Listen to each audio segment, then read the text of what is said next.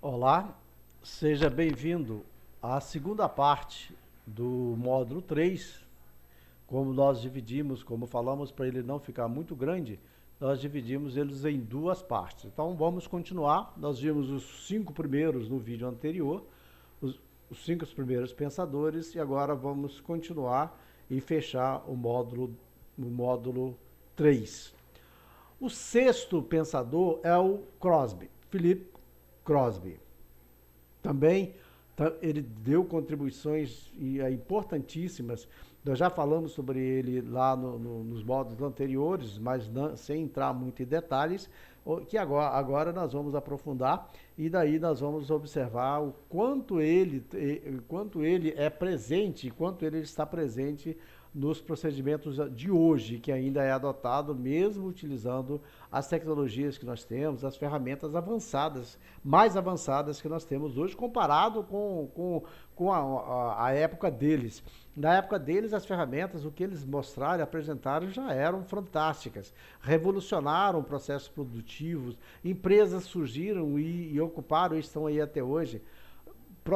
Muitos produtos surgiram e foram exatamente nesse período deles, grandes profissionais, grandes tecnologias surgiram, tudo isso a partir deles. Mas o tempo vai avançando, a humanidade vai avançando e aí vão surgindo outras formas, outras ferramentas importantes, metodologias, outras pessoas aí vão se complementando. Nós vamos ver o que o Crosby, o que ele nos trouxe. Obteve sucesso com as suas obras, a qualidade é gratuita e também a qualidade ainda é gratuita. Foram duas obras importantes, né? Isso todo grande pensador que trabalhou dentro de uma empresa, que promoveu melhorias dentro de uma empresa, que foi gestor dentro de uma empresa ou CEO dentro de uma empresa, eles têm livros escritos que às vezes são livros muito mais leves para uma leitura que às vezes nós nem temos ideias a partir dos livros deles, dos trabalhos tão fortes que eles têm e tão marcados de ciências que ele fez, né? Então são livros muito interessantes que eles são atualizados. Quem quiser, né, pode procurar que você vai encontrar ele por aí, pode encontrar por aí, que também não é muito simples, né, mas são livros que são fundamentais. Sua abordagem se baseava na prevenção. Tá? O Crosby ele se baseava na prevenção. Os gestores devem atuar, segundo ele, por suas atitudes e práticas que a lógica que o erro é possível seja eliminado. O que nós falamos também muito rápido para trás, né? O Crosby partia da lógica que toda a gestão, toda a busca tem que ser no sentido de prevenir problemas, de prevenir erros. E ele chama a atenção dos gestores, né, que trabalhava com a lógica da possibilidade de erro. Ele disse que esta lógica, essa forma de pensar, teria que ser banido do seu dia a dia e da tua forma de agir. Teria que ser eliminado. E aí ele continua, deve assumir compromissos com a prevenção e eleger como objetivo principal zero defeitos. O mais importante dos pilares da qualidade, apresentando a vacina da qualidade, que consiste em determinação, formação, liderança. Então ele coloca os zero defeitos como sendo um compromisso com a prevenção que todos devem buscar, cria a chamada vacina da qualidade, que consiste em determinação, formação e liderança. A determinação está relacionada com a atitude que todos têm que ter, que o gestor tem que ter de eliminar do seu pensamento, de suas estratégias, que é possível ter defeitos. Então, eliminando isso, vai buscar os zero defeitos o tempo todo. Formação permanente para cada vez mais e melhor compreender como que os processos aconteçam, como que você vai se relacionar com o teu quadro de pessoal, como que a organização funciona, como que o mercado está cobrando da nossa empresa. E liderança. A liderança é tudo. A liderança é aquela que vai colocar o seu negócio na ponta. A liderança é aquela que vai colocar o seu trabalho na ponta. A liderança é aquela que vai colocar o seu produto na ponta. Isso só vai acontecer eliminando todas as possibilidades de problemas que tem para trás. E Crosby avança ainda mais um pouco. Ele diz o seguinte: para Crosby, a qualidade está associada aos seguintes conceitos: zero defeitos, fazer certo na primeira vez, os 4 absolutos da qualidade, o processo de prevenção, a vacina da qualidade e os 6 Cs. Vamos ver um por um deles, e aí nós vamos vendo como ele nos coloca e nos deixa prontinho para nós desenvolvermos nossos trabalhos, organizar nossa empresa, onde ela seja cada vez mais competitiva. Zero defeitos. Não significa que o produto seja perfeito. Significa que todos na organização estão comprometidos em satisfazer os requisitos à primeira vista, à primeira vez. Ou seja, à primeira. O dia zero defeitos permite à gestão de topo reafirmar seu compromisso com a qualidade. Diferente do Juran, né, que ele coloca, né, que nós vimos no vídeo anterior, né, do item anterior, onde ele coloca, onde não se deve medir produtividade individual, não se deve ter metas quantitativas, slogans. O Crosby, ele cria uma situação onde ele chama de zero defeitos. Ou seja, o dia de zero defeitos pode ser a semana de zero defeitos, pode ser também o mês zero defeitos. Isso é importante porque você vai criar a cultura em todo o teu quadro de pessoal para trabalhar com a possibilidade do zero defeitos, de fazer certo na primeira vez. O fazer certo na primeira vez, que nós já vimos lá para trás, o custo do retrabalho, ele é muito alto. Se de uma amostra 3 peças saíram com defeitos, saíram com problemas, mas elas podem ser consertadas, e aí você ter que refazer o processo, refazer as atividades, ela tem um custo razoável. Então, o dia zero defeitos, ele é mais do que fazer com que as atividades aconteçam de forma perfeita, é incutir a cultura do zero defeito nas atitudes de cada um, na cabeça de cada um. Depois ele coloca os 4 absolutos, que são a prevenção, os custos de qualidade, o padrão zero defeitos e a conformidade. Os 4 absolutos de Crosby. Ele disse: a prevenção deve de ser a linha de conduta generalizada. Todas as pessoas, todos trabalhadores, todos envolvidos na organização, independente da sua posição, ele deve de trabalhar com com a prevenção. Os custos de qualidade servem como ferramenta de gestão para avaliar e atribuir recursos. Nós vamos ver mais para frente conformidade e não conformidade. Os produtos conforme, beleza, saiu lucro para a empresa. Os produtos não conformes ou os processos não conformes, eles têm um custo muito alto. Tá? Isso traz problemas, problemas no caixa da empresa, no setor produtivo da empresa e perde cliente. O padrão zero defeitos deve de ser a filosofia do trabalho. O padrão zero defeitos deve ser a filosofia do trabalho. A conformidade com as especificações deve ser a linguagem padronizada em relação ao nível de qualidade que se pretende obter. Ou seja, o ideal é 100% da produção ser conforme.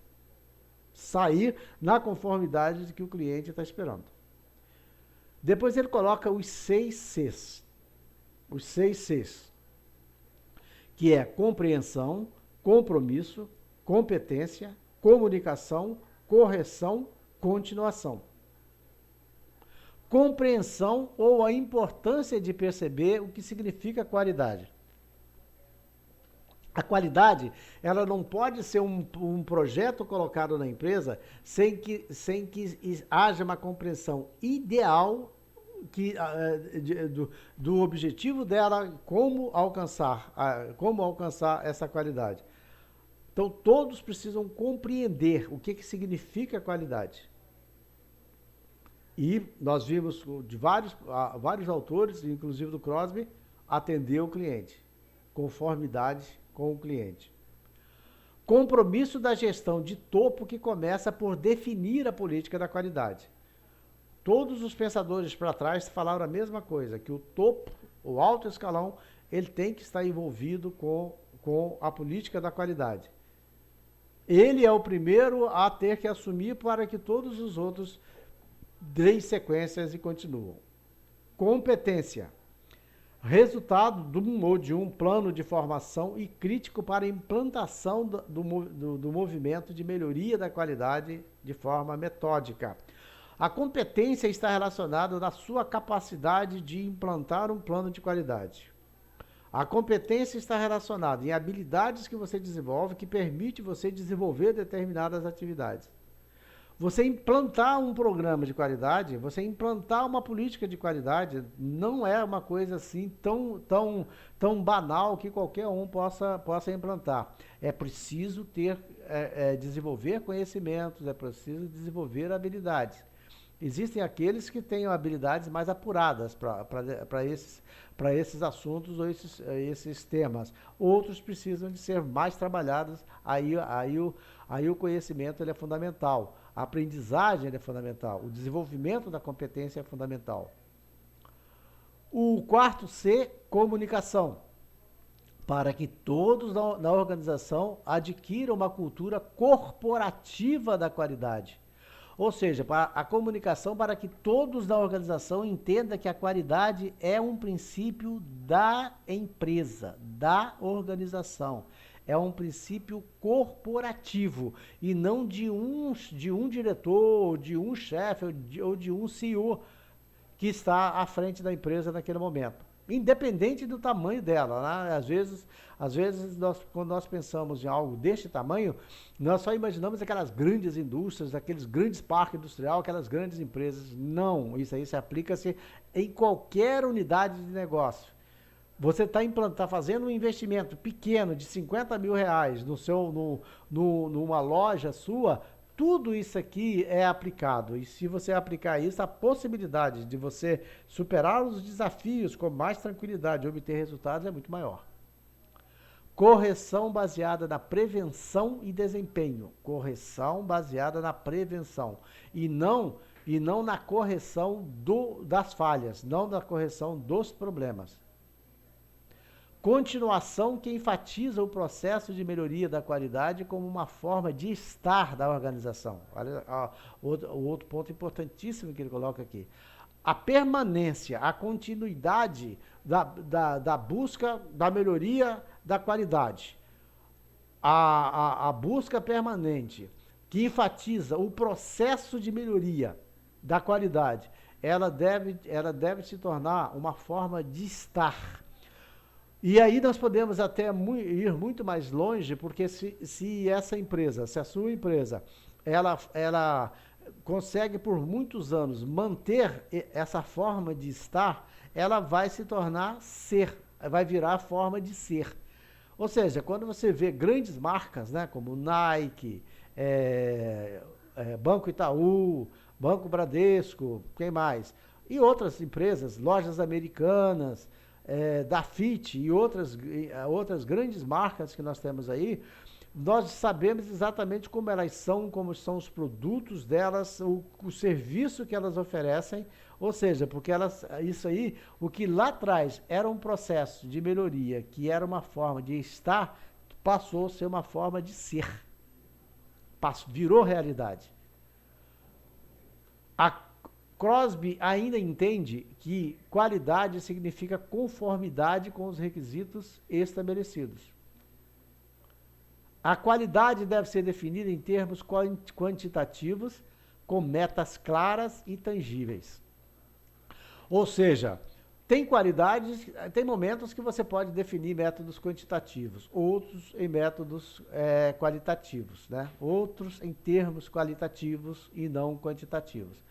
O importante é definir qual é o padrão de qualidade que se espera, qual é o nível de qualidade que se espera daquele produto daquele serviço.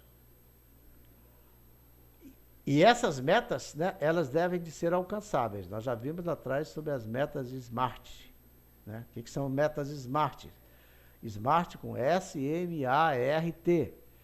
As metas têm que ser específicas, as metas têm que ser mensuráveis, as metas têm que ser avaliáveis, as metas têm que ser relevantes e as metas têm que ser temporais. Continua ele. A qualidade deve ser avaliada a partir dos custos que uma atividade errada traz e formulou as seguintes fórmulas para orientar os gestores. É o que nós estamos falando até agora dos custos das qualidades, né? Do custo da qualidade. Existe o custo da qualidade e o custo da não qualidade. O custo da qualidade ele é menor do que o custo da não qualidade. Porque se você precisa de 10 mil para você conseguir implementar a qualidade e na produção houver um problema de produção de 10% dele, por exemplo, esse custo ele vai passar dos 10 mil, que foram 10 mil onde você investiu para ter a qualidade e mais, digamos, 800 que seriam os custos para corrigir aqueles produtos que saíram errados.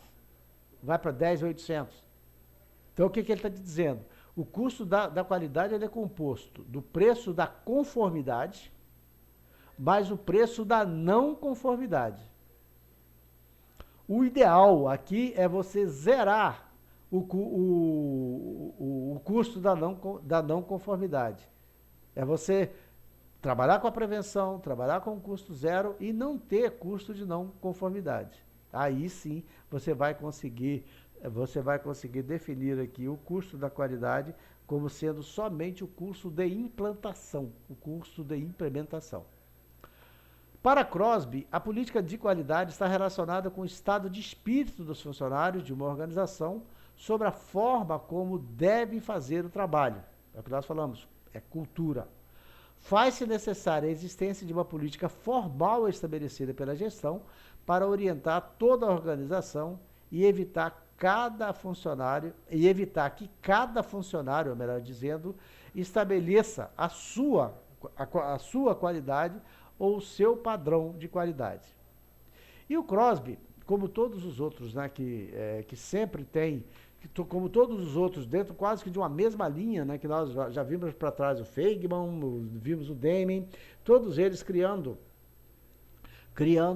etapas, né, que vão designar o que ele chama de qualidade. O Crosby fez a mesma coisa.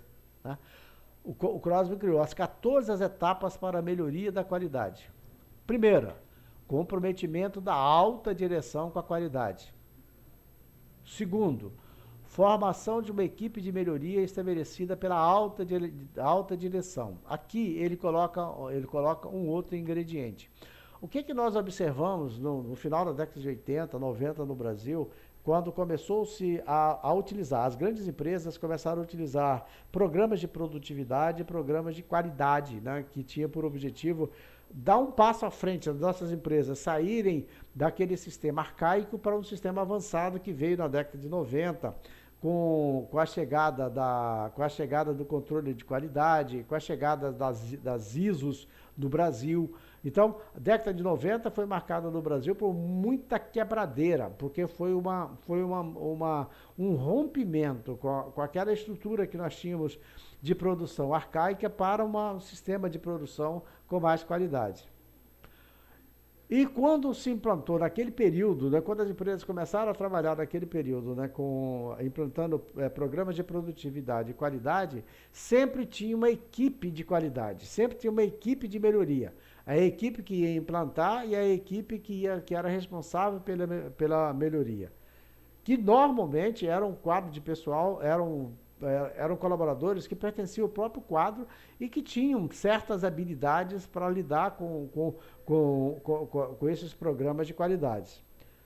Depois, com o tempo, foi avançando, a política de qualidade ela possibilitou que todos se envolvessem e não precisasse mais de alguém que fosse ali monitorar ou alguém que fosse implementar. Mas o Crosby, ele coloca essa daí como como a segunda etapa, né? A segunda etapa para a melhoria de qualidade. Ou seja, a formação de uma equipe de melhoria estabelecida pela alta direção. E outro aspecto também importante, por que aqui a alta direção? Todos os órgãos de consultorias dentro da empresa, né, todos os órgãos de assessoramento dentro da empresa, eles estão ligados diretamente à alta direção ou a alguma direção, uma diretoria, alguma coisa do tipo. E quando esse órgão, né, ou esse profissional, ele se desloca na empresa para fazer alguma mudança, implementar alguma coisa, ele está falando em nome desse diretor ou em nome dessa alta direção. Então, por isso que sempre ela tem que ser estabelecida por cima e ter a anuência dessa alta direção para as coisas acontecerem. Porque senão vai ter dificuldade. O que nós vimos para trás? A resistência à mudança. É normal a resistência à mudança. As pessoas, elas procuram se defender. Nós procuramos nos defender o tempo todo, mantendo o status quo, né? A situação onde que estamos. Porque as mudanças poderão trazer desconforto e, às vezes, medos, né? Preocupações. Então, por isso que você precisa de ter um algo mais, uma energia a mais para que a coisa aconteça com tranquilidade. Criação dos indicadores de qualidade para cálculo de índice de avaliação da qualidade. O que nós vamos ver aqui? Mais para frente nós vamos ver os indicadores de performance, indicadores de qualidade. Por que isso aí é importante? Nós só podemos saber se há melhoria se nós sabermos a situação real que está hoje. Na área de negócios, né? Na área de negócios, engenharia de produção, administração, nós estudamos administração de tempos e movimentos. Quando nós falamos de administração de tempos e movimentos e precisa de verificar o que um determinado setor está apresentando, qual é o posicionamento dele, o comprometimento dele dentro da empresa, o que ele ocupa dentro da empresa em termos de resultado, e você vai fazer um trabalho, um estudo lá, né, um estudo daquele setor para saber o que mudar, o que melhorar, você pode fazer estudos de tempos e movimentos. Hoje, raramente, você vai sentar perto do trabalhador e vai anotar, cronometrar as atividades deles. Raramente isso vai acontecer. Tem sistemas hoje muito mais avançados para fazer isso, né? E daí você diagnosticar o que seria e depois definir o que seria indicadores de qualidade. Mas se nós voltarmos, né, lá no passado, onde não tinham esses recursos todos, e uma equipe, um colaborador da própria empresa, ou contrata-se uma empresa de consultoria para tal, ele ia lá num determinado setor, descrevia os processos da maneira com que eles estavam sendo executados, fazia medição de tempos, estudos de tempos e movimentos, cronometrava o tempo que se gastava e a quantidade que se produzia numa unidade de tempo. Depois, a partir dali, fazia-se o estudo para ver o que se poderia mudar daqueles movimentos de troca de atividades, inclusão de atividades, mudança de horário de atividades e calculava-se de novo um outro indicador de melhoria. Digamos que para produzir um determinado produto, você levava 20 minutos para produzir 100 unidades. Não, 20 minutos não, 1 minuto para produzir 100 unidades. No estado original, no momento zero. Depois, você vai lá, faz o estudo, muda, treina funcionário, muda matéria-prima, muda insumo, muda horário, muda aquela atividade de departamento e você de novo faz a medida e essa medida você passa a produzir, por exemplo, 35 produtos na mesma unidade de tempo que foi observada anterior. É isso aí que é a produtividade que se busca que se buscava para depois inserir o que veio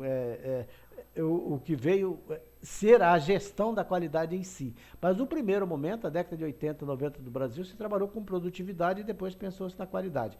E para se chegar a esse ponto, né, onde nós estamos hoje, da qualidade vista da forma com que é hoje, né, e aplicada nas organizações, foi o tempo que foi avançando.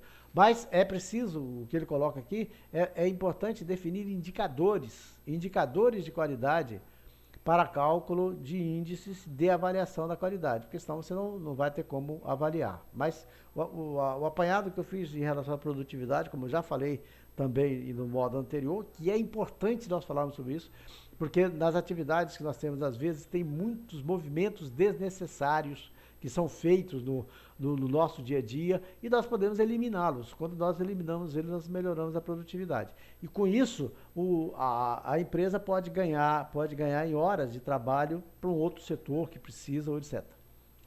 Avaliação dos custos da não qualidade para identificar as áreas mais rentáveis, né? Os custos da não qualidade, que nós vimos aqui. Conscientização dos empregados quanto à conformidade dos requisitos e os custos da não qualidade. Nós vimos ali na forma. Conscientização quanto à conformidade dos requisitos e também a conscientização quanto ao, se ele não produzir, não fizer de acordo com o que se for estabelecido, qual é o custo. Identificação e solução das causas das não conformidades mediante ações corretivas. Não ações corretivas do produto acabado, mas ações corretivas durante o processo para eliminar a não conformidade. Prevenção, conforme o Crosby falou. Formação de comitê da equipe de qualidade para estabelecer um programa de zero defeitos. E quando você fala de um comitê, aí deixa de ser uma equipe, né? Deixa de ser uma equipe, mas passa a ser um trabalho dentro dessa equipe de qualidade, cuidando apenas desse momento ou desse projeto de zero defeitos. Porque ele não é só apenas nós sabemos que naquele setor não se teve defeito, ou naquele outro setor diminuíram os defeitos. Mas o importante aí é que todos transformem como cultura e pensamentos, como forma de estar e forma de ser no seu dia a dia, nas suas atividades. Treinamento de gerentes, supervisores, inspetores para que conheçam de forma global o programa de qualidade. Lançamento e solenidade do dia do zero defeito para sensibilizar todos os funcionários quanto ao programa de qualidade. Né? Quando ele está te falando aqui dessa sensibilidade, ele está falando de envolvimento de todo mundo, e você, se fizer uma solenidade, conforme o Crosby coloca, automaticamente você vai marcar na cabeça de cada um, e cada um vai levar para o seu dia a dia esse cuidado, esse procedimento. Estabelecimento das metas de aperfeiçoamento a serem atingidas por cada funcionário ou grupo ou setor, com o objetivo de envolver todos nos objetivos de programa da qualidade. Estabelecimento das metas de aperfeiçoamento a serem atingidas. Né? Às vezes, aqui nesse caso, pode ser um caso individual, de um trabalho individual, né? Ou pode ser do grupo, da equipe inteira, ou de um setor, ou de um departamento, ou de um objetivo, ou de um projeto, né? Que se pretende aqui, onde que se esteja analisando. Eliminação das causas dos problemas com incentivo aos funcionários de apresentarem as dificuldades no seu trabalho para eliminar as causas de defeitos. Né? Esse aqui é um ponto que nós falamos lá atrás, né? Eliminação das causas dos problemas com incentivos aos funcionários. Encontrou-se as causas, elimina as causas e cria um incentivo para o funcionário se sentir cada vez mais interessado em fazer com que tudo aquilo aconteça. Depois, reconhecimento público daqueles que alcançaram seus objetivos da qualidade, porém não financeiramente.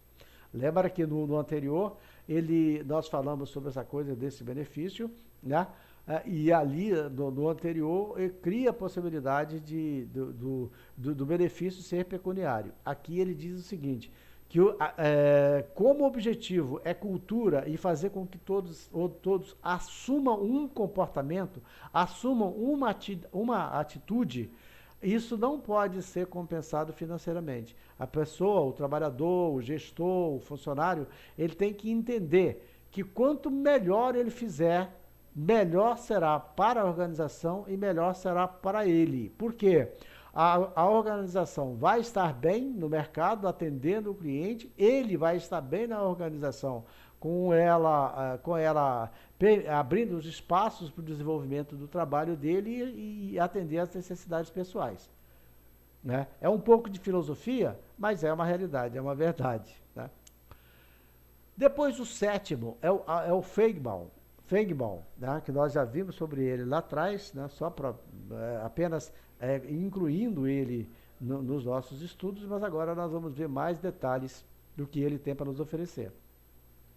Ele fala, nos anos 50, desenvolveu o conceito de controle da qualidade total. E aqui surge mais vem do arcabouço de tudo que nós vimos até agora, o chamado controle da qualidade total que o Feigenbaum colocou. Nós já falamos lá atrás, né? Sobre o controle da qualidade total, mas agora nós vamos ver com mais detalhes como que o Feigenbaum organiza esse controle da qualidade total. Tá?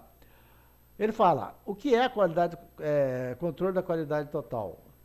Um sistema eficiente para a integração do desenvolvimento da qualidade, da manutenção da qualidade e dos esforços de melhoramento da qualidade dos diversos grupos numa organização, para permitir produtos e serviços mais econômicos que levem em conta a satisfação total do consumidor. Ou seja, o consumidor ele vai atender às suas necessidades e às suas expectativas. E o controle da qualidade total, ele começa de dentro para fora.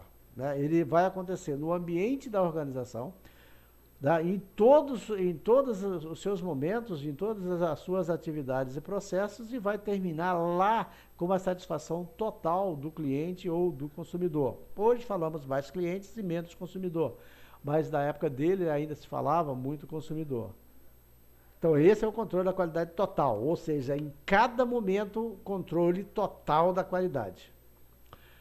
Ele se tornou diretor mundial de produção da GE, né?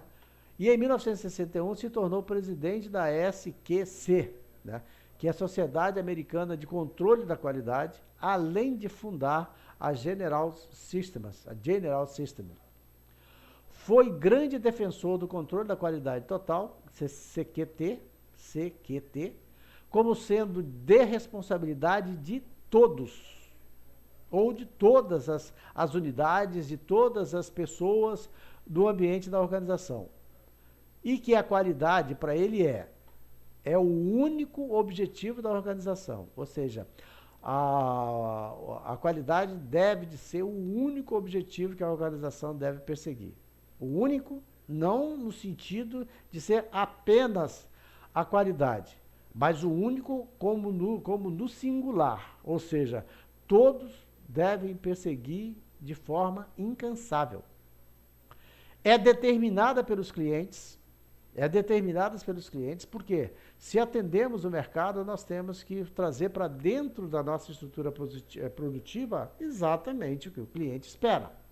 Em economia, nós falamos mercado, análise de mercado, conhecer os seus clientes, conhecer as características dos seus clientes. Tá? Pressupõe trabalho em equipe ou grupo. E aqui surgem os círculos de qualidade, que nós vamos ver mais lá na frente, como que os círculos de qualidade, como eles se montam, né? Que são com pessoas autônomas dentro do ambiente da empresa e que comprem, né? Que tenham comprado, melhor dizendo, a ideia do programa de gestão de qualidade ou da política de gestão de qualidade. E aí ele vai trabalhar para que isso aconteça. Exige o compromisso da gestão do topo, né? Isso aí, estamos falando isso desde o início. Exige o empowerment, ou seja, aumento da capacidade de decisão dos trabalhadores e redução dos níveis hierárquicos. Aqui, como em alguns momentos nós falamos, onde o trabalhador ele precisa de tomar decisões. O colaborador de hoje ele tem que tomar decisões o tempo todo, porque não tem um supervisor em cima dele ali para dizer o que é para ele fazer e em que momento fazer.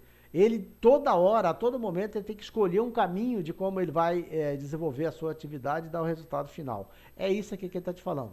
Só que aqui ele vai mais além. Aqui ele vai mais além. Aqui o que veio depois culminar com a redução das hierarquias nas organizações. Acabar com aquela hierarquia, aquela pirâmide enorme, né? E trazer elas bem para próximo. Ou seja, onde você alargando a base, né?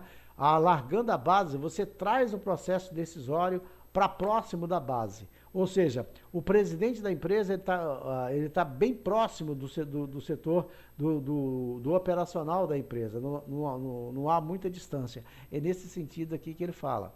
Tá?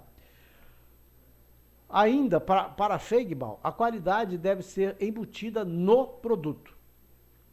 O sistema de qualidade deve ser estruturado e planejado e não desenvolvido de forma casual. E aí ele diz o seguinte: se planejado, se você vai planejar o sistema de qualidade, os princípios do sistema de qualidade devem conter orientação da qualidade deve de ser para o cliente, né?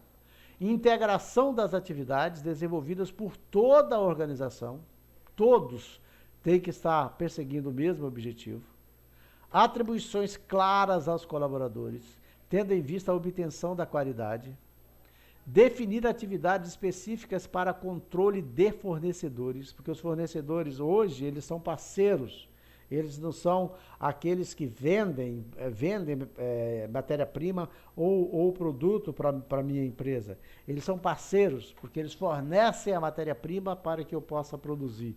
E o meu sucesso é o sucesso dele, e o sucesso dele é o meu sucesso. Então, essa gestão de fornecedores, hoje, ela tem um papel muito importante também. Identificação de todos os equipamentos da qualidade, né? Conscientização de toda a organização para o seu envolvimento no programa da qualidade, ou da política da qualidade, perseguir a eficácia real das ações corretivas, manter o controle contínuo do sistema, incluindo previsão e realimentação da informação, realizar a auditoria periódica das atividades do sistema. Nós vamos ver mais lá na frente, quando nós falamos das ISOs, as auditorias, elas são, às vezes, legais, né, onde tem que se cumprir, se fazer para cumprir os requisitos, e também você pode ter aquela auditoria apenas para saber se tudo está caminhando de acordo com o que se pretende. E ainda ele continua, né? O Feigbal, você vê que ele ficou até 2014, né? Foi em 2014 que ele nos deixou, né? Que ele faleceu. Então ele está muito presente, nesse século XX que deu uma reviravolta em todo o processo. Então por isso que ele tem muito que oferecer. Feigbal sugere uma série de partes, componentes ou subsistemas básicos que devem estar baseados em procedimentos documentados, tendo como macro referência o manual da qualidade, né? Isso aí, quando implanta essa qualidade, nós vamos ver aqui uma série de procedimentos que são necessários, né? E o manual da qualidade ele é fundamental. Então, o que estaria nesse manual? A avaliação da qualidade antes do início da produção.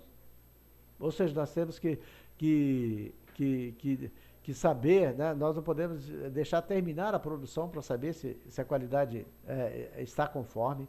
Planejamento da qualidade e do processo, duas coisas aqui que caminham. O planejamento dos processos, né? De como serão realizadas todas as atividades, como será realizado o processo de controle da qualidade, de acompanhamento da qualidade. Planejamento, avaliação, controle da qualidade dos materiais adquiridos. Isso aqui, quando ele está te falando aqui, controle da qualidade dos materiais adquiridos, você está falando aqui dos fornecedores. Avaliação e controle da qualidade do produto e do processo. Realimentação da informação da qualidade. Equipamento da informação da qualidade. tá? Onde ali você armazena e tem as informações que ficam no tempo. Formação e orientação para a qualidade e desenvolvimento do pessoal. É a parte do treinamento que ele está te falando aqui, daquela formação permanente ou do autodesenvolvimento dos colaboradores, que você precisa de criar condições para isso. Qualidade da assistência técnica, né, que são necessários para manter tudo funcionando perfeito. Gestão da função do controle da qualidade. Estudos especiais sobre qualidade para implementar, entender o que outras empresas estão fazendo, o que está acontecendo no mercado lá fora e que em algum momento vai chegar aqui para nós. Depois tem o Ishikawa, né? O Kaoru Ishikawa, que desenvolveu também e nos deixou ferramentas extraordinárias, e o Kaoru Ishikawa foi quem deixou as 7 ferramentas antigas da qualidade. E aqui ele começou aqui, desenvolveu o conceito de círculos da qualidade. O Feynman ele já falou ali do surgimento, da possibilidade dos círculos da qualidade. O Ishikawa ele desenvolveu o conceito de círculo da qualidade, que é composto de pequenas equipes de trabalho, normalmente do mesmo segmento do trabalho, que voluntária e regularmente se reúne para identificar, investigar, analisar e resolver os problemas que surgem no trabalho. Como funcionam os círculos da qualidade? O setor de administrativo, por exemplo, ele é composto de algumas áreas e tem ali 50, 40 funcionários que trabalham naquele setor administrativo, e cada um num segmento. O que é o círculo da qualidade? Vão surgir grupos ali, dos 50, surge ali uns 5 ou 6 que gostariam de participar desse círculo da qualidade. Ele, de posse do que se propõe, do que se tem de projeto da qualidade da empresa, eles vão desenvolver esse trabalho setor a setor, com funcionário, com local, área por área, para daí ele identificar, investigar, analisar e resolver os possíveis problemas que possam existir. O círculo da qualidade ele é composto por pessoas que se apresentam voluntariamente, né? Quando isto mas pode também a empresa, às vezes isso é muito comum, a empresa escolhe aquelas pessoas que eles queiram que trabalhem e façam ali. E aí eles criam uma unidade de diálogo, uma unidade de ação e desenvolvem esse trabalho. Mas quando ele está te falando voluntária, é porque significa que aquela pessoa que voluntariamente ele se colocou para desenvolver aquele trabalho, ele comprou a ideia. E se ele comprou a ideia, ele vai ser um monitor para incentivar os outros a se envolverem do mesmo jeito. Ele fala, portanto, os círculos da qualidade têm como características o trabalho voluntário, ou os trabalhos voluntários, né? Com esse S aqui veio para atrapalhar. O autodesenvolvimento, o desenvolvimento mútuo, que ele é super necessário, né? Que ele é super necessário. O trabalho voluntário, que é a característica principal, o autodesenvolvimento, onde você desenvolvendo esse trabalho, você vai conseguir crescer, você vai conseguir melhorar das suas atividades, você vai aprender, você vai desenvolver habilidades, então você vai se autodesenvolver. E o desenvolvimento mútuo, que é o desenvolvimento de todas as pessoas que ali estão envolvidas. Tá? Para Ishikawa, a qualidade é uma revolução da própria filosofia administrativa, exigindo uma mudança de mentalidade de todos os integrantes da organização, principalmente da alta cúpula. Ishikawa sistematizou as 7 ferramentas para o controle da qualidade e serão desenvolvidos nos módulos seguintes: análise de Pareto, diagramas de causas e efeitos, histogramas, folha de controle, diagrama de escada, gráfico de controle e cortar o outro. Né? Mas não tem problema não, porque eles são 7 e depois é a estatística, é o controle estatístico, que é o 7º.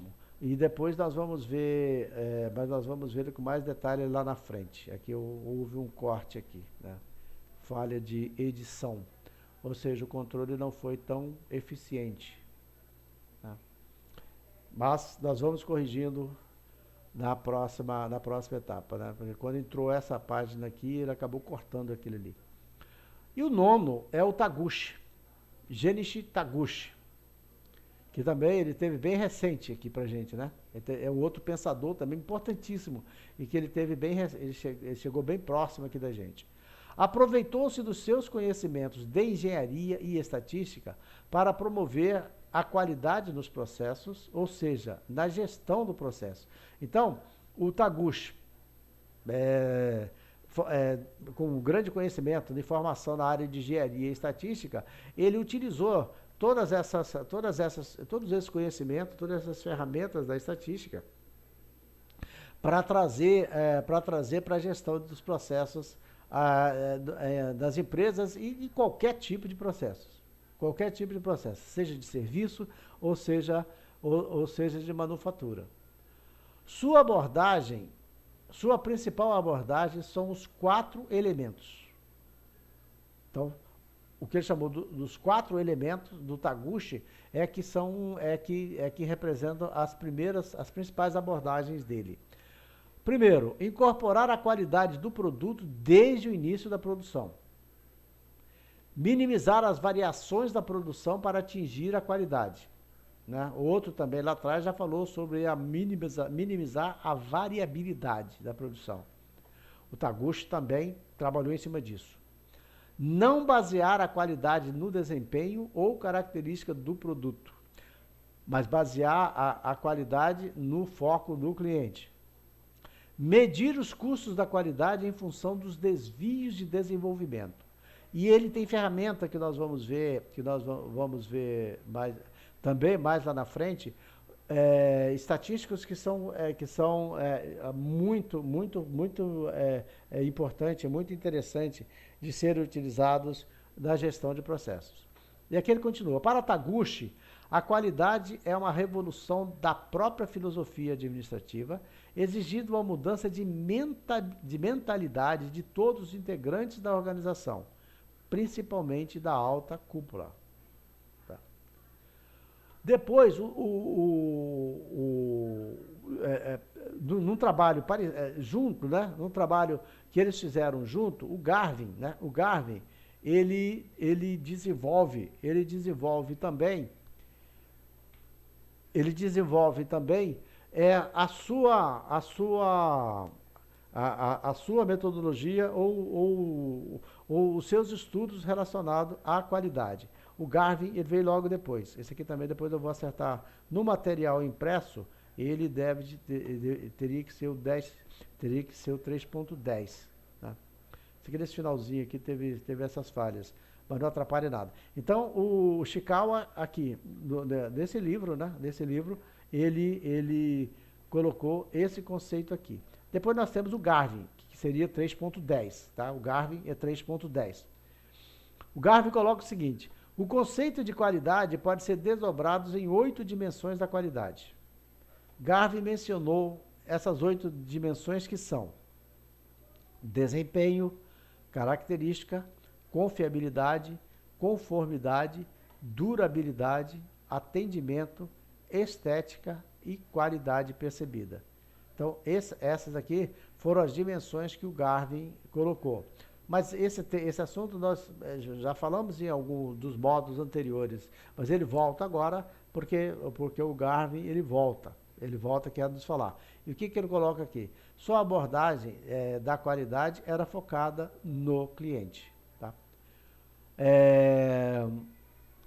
Então, o que ainda o Garvin propôs, né, nos trabalhos deles, além de considerar essas 8 dimensões: desempenho, característica, confiabilidade, conformidade, durabilidade, atendimento, estética e qualidade percebida, ele deu mais um passo à frente, né, e detalhou um pouquinho mais.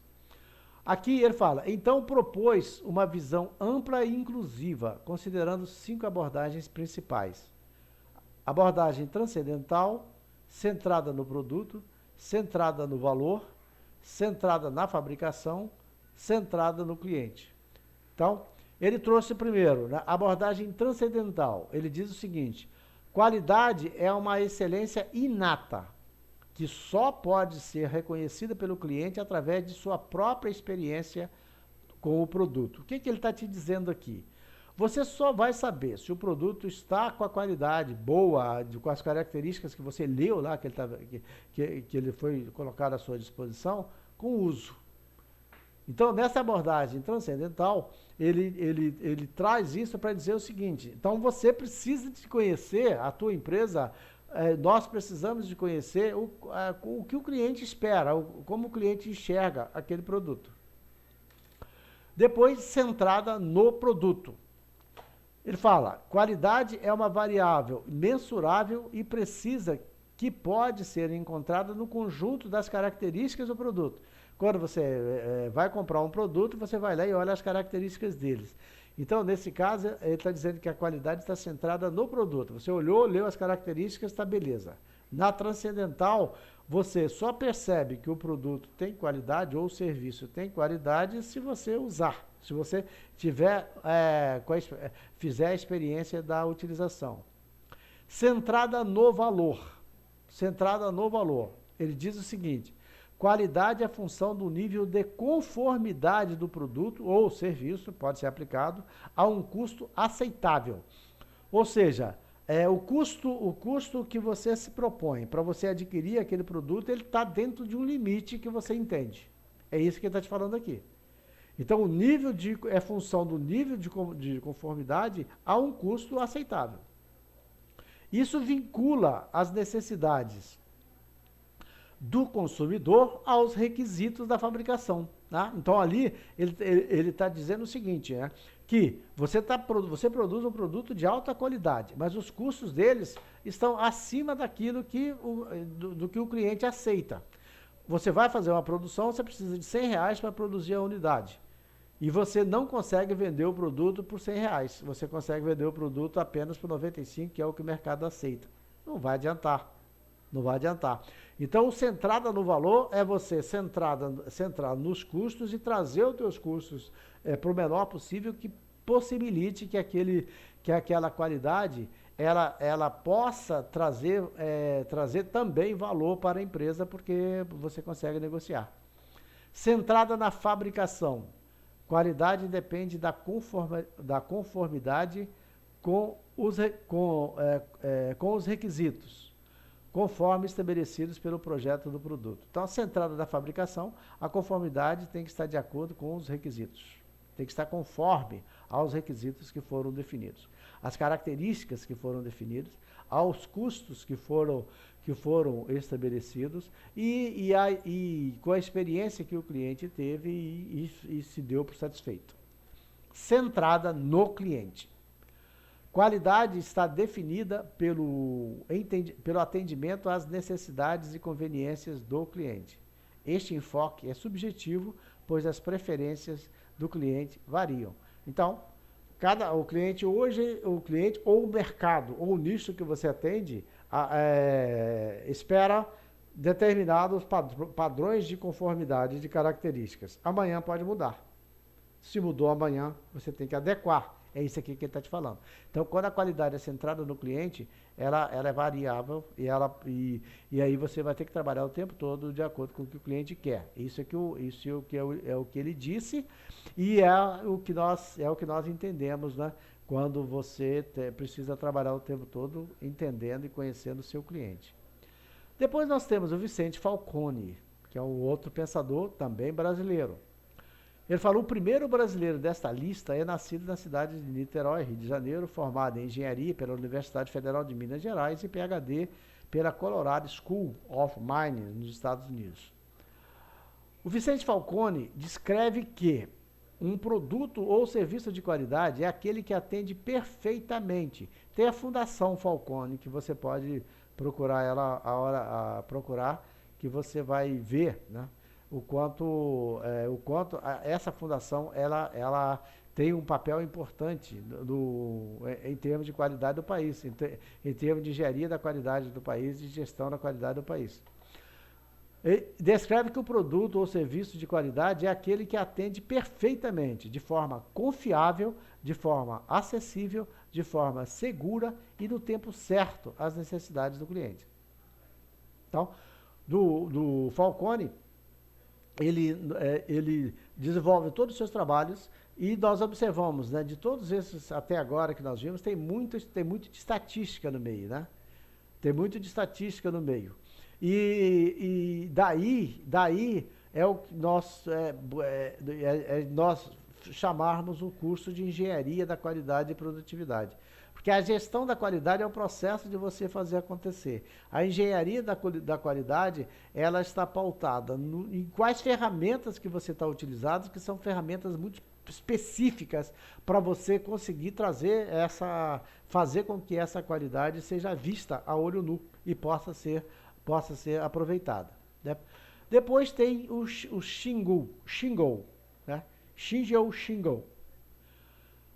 É reconhecido pela existência e aplicação do sistema Toyota de produção, né? Que marcou um antes e um depois da simplificação e maximização da eficiência das etapas operacionais da produção, né?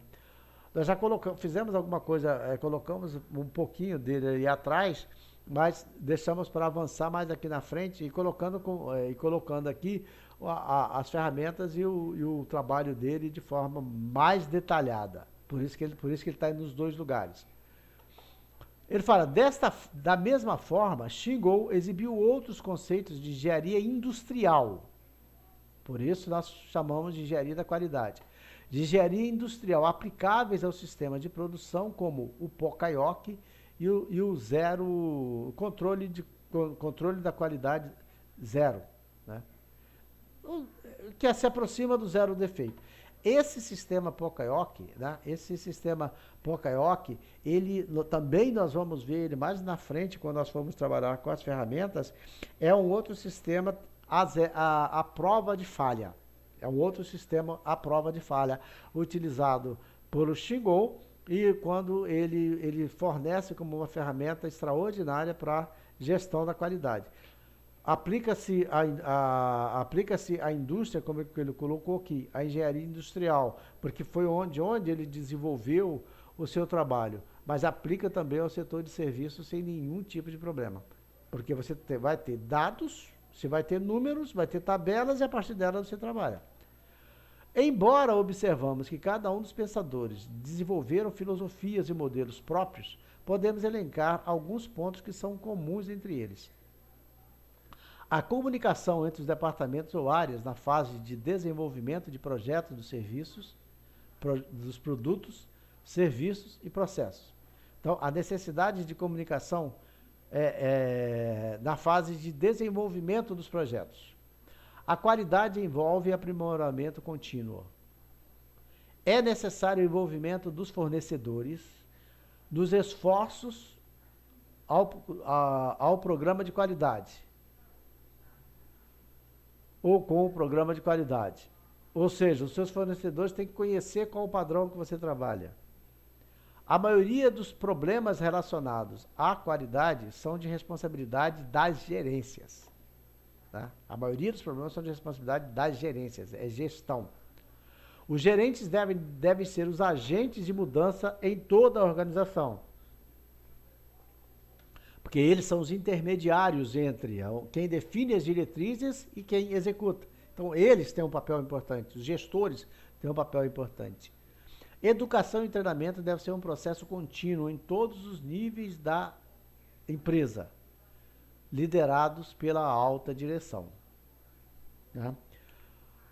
E com isso, nós chegamos ao final do módulo 3, né? Nós chegamos ao final do módulo 3, que nós dividimos eles em dois vídeos. Como é feito, né, foi feito nos dois módulos anteriores, o arquivo, né, o arquivo físico, ele vai estar disponível para você baixar ele em PDF, onde você aí pode fazer as suas leituras tranquilas. Alguns desses erros de digitação que aparecem no vídeo gravado no arquivo, que ele está em anexo, esses acertos são feitos, que às vezes acaba passando, né, infelizmente. Então vamos nós. Então, só posso dizer para você, né? Parabéns por ter terminado mais um módulo que nos mostrou o papel de cada guru e as contribuições que esses pensadores contribuíram para a construção da política da qualidade e produtividade. Podemos observar que os pensamentos de cada pensador vai sempre na direção de complementar e avançar no tempo a associação entre as metodologias, técnicas e a relação da estrutura organizacional para atingir os objetivos. Ou seja, não basta metodologias que sejam técnicas, tecnicistas. É preciso que elas estejam envolvidas com a estrutura organizacional das empresas. Os objetivos precisam de estarem definidos nos objetivos. Muito bem, né? Então vamos para o módulo 4. E no módulo 4 nós vamos estudar o quê? As metodologias da gestão da qualidade. Aí nós vamos aprofundar o ciclo do PDCA, a estratégia competitiva, a gestão da qualidade como estratégia competitiva, a metodologia de análise e solução de problemas, que é o MASP, que é uma ferramenta extraordinária, a aplicação do MASP e do PDCA, os ciclos de controle do PDCA e o desdobramento da função da qualidade, tá?